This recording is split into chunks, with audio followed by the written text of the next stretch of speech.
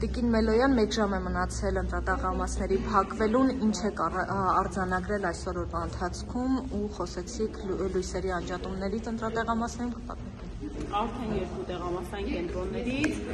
ահազանգ ստացանք, որ լուսանջատումների իրավիճակ է ստեղծվել, ասեմ ավելին, հենց հիմա այս տեղամասային կենտրոնում, որտեղ գտնվում ենք, քիչ առաջ եւս 2 այլ տեղամասային կենտրոններ, լույսերը ըստ էության թրթռում են, եւս հա նախանշաններ կա, որ կարող է լուսանջատում լինի, բայց դե փաստերով առաջնորդվենք, փաստացի 2 տեղամասում չկա, մեր դիտորդներին հորդորել ենք, որպեսզի ընթացքը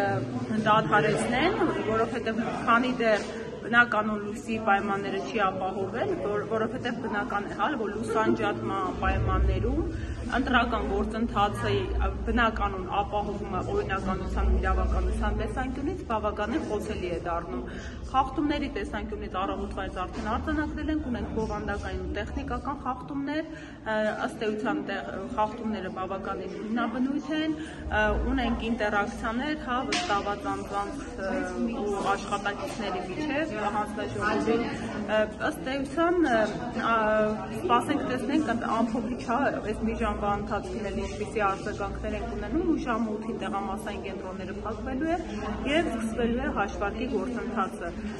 Կարևորը, եթե հանկարծ այլ տեղամասային կենտրոններում կոչս հետեւյալն է բոլոր դիտորդական առաքելություններին եւ քաղաքական ուժերի ներկայացուցիչներին, ովքեր մասնակցում են, որովհետեւ ընտրական գործընթացին տեղամասային կենտրոնում հնարավորություն ունեն ներկա գտնվելու տեղամասային կենտրոնների հանձնաժողովները իրենց կազմով, վստահված անձինք եւ դիտորդական առաքելությունները, նաեւ հաշվարկի ժամանակ թեկնածուները մասնակցող ուժերի։ Եթե լուսանջատում է լինում, անպայման հորդորեք դադարեցնել գործընթացը եւ աչք մի թարթեք, որպեսզի քվեաթերթիկները իրենց գտնվելու վայրով տեղորոշումը հանկարծ պատահաբար չփոխել։ Նորից կնշեք, քանի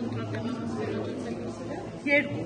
կարող եմ անվանական ասել, եթե կարելի է, 1 րոպե, որպեսզի չսխալվեմ, ես քիչ առաջ ահազանգեցի այդ մասին, լուսանջատումները 14:08, 14:13 տեղամասային կենտրոնում են իրականացվել։ Շնորհակալ եմ։